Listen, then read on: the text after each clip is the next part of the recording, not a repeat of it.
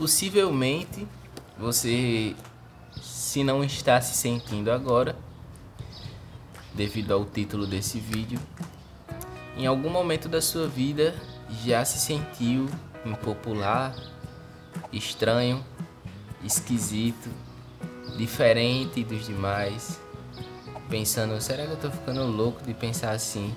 Mas verdade é que alguns dos grandes nomes da história da humanidade foram bem populares na sua época.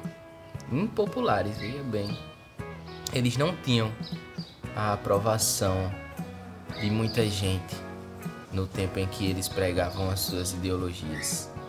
Desde Sócrates até Jesus Cristo, tinham poucos seguidores, quando a grande maioria apontava o dedo, porque no fim das contas eles iam contra tudo que aquela sociedade já tinha montado e acreditava ser certo, né? E graças a esses questionamentos, a essas pessoas desse tipo, que a gente conseguiu evoluir como ser humano, né? Mudar velhos padrões que não eram saudáveis. Hoje eu vou estar falando de Sócrates, que era um cara baixinho, gordinho, que andava descalço, barbudo e ficava lá meio que moribundo pelas ruas de Atena, questionando as pessoas, né, sobre o que elas achavam, o porquê que elas faziam o que faziam. E Sócrates, um nome hoje de referência para a filosofia, muito conhecido, provavelmente você já ouviu falar. Foi naquela época zombado, as pessoas diziam que ele era maluco, porque ele questionava coisas que pareciam inquestionáveis. Um exemplo é de que naquela época as pessoas costumavam associar um homem virtuoso a um homem rico, a um homem que possuía ouro e prata, né, que trabalhava nos altos escalões do governo, do estado. Então ele uma vez foi passando um ricaço assim na rua, chamado Menon. E ele chamou Menon: ô Menon, vem cá. Menon já veio, então vou ter que responder aquele filho da... Aí Sócrates vai e pergunta a ele: ô Menon, o que é um homem virtuoso pra tu? Ele responde que seria alguém cujo alto poder aquisitivo lhe garantisse o acesso às coisas boas da vida. Sócrates vai e pergunta: quando tu menciona as coisas boas da vida, você está se referindo à saúde e à riqueza? Menon diz que inclui a aquisição de ouro e prata e o acesso a um cargo respeitável nos altos escalões do Estado.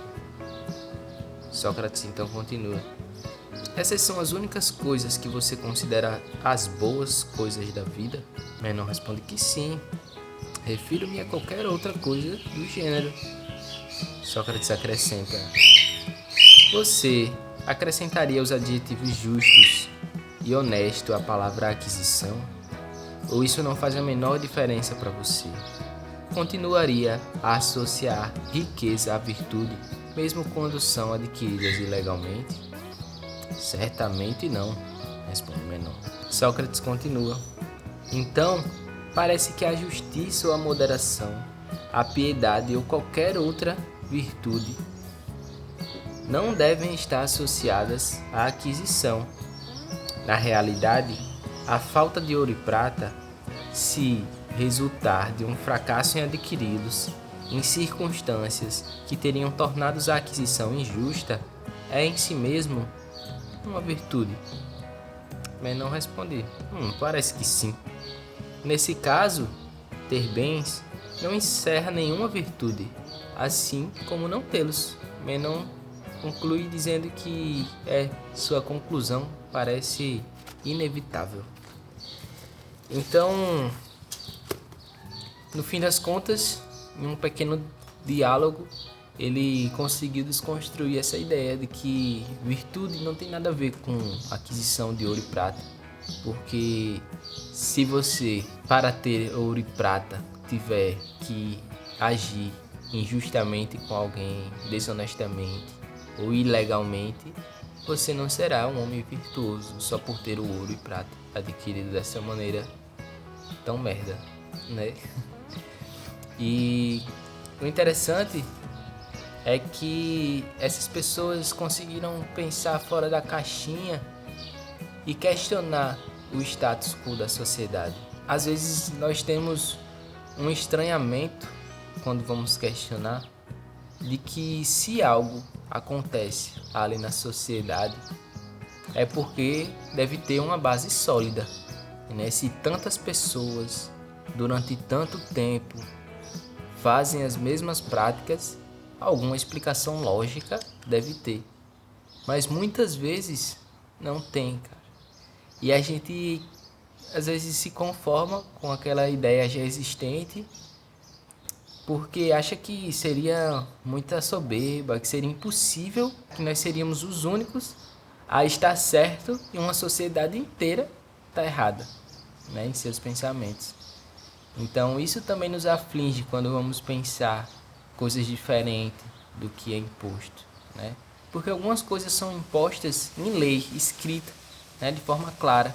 Já outras são ali do senso comum, das regras de etiquetas, né, de coisas que não estão tão explícitas em leis, de como a gente deve se vestir, né? Então questionar essas coisas realmente nos torna impopulares diante das outras pessoas, que vão achar que estamos sendo os malucos de questionar, porque para elas é assim, pô, já era assim, então tem que ser assim.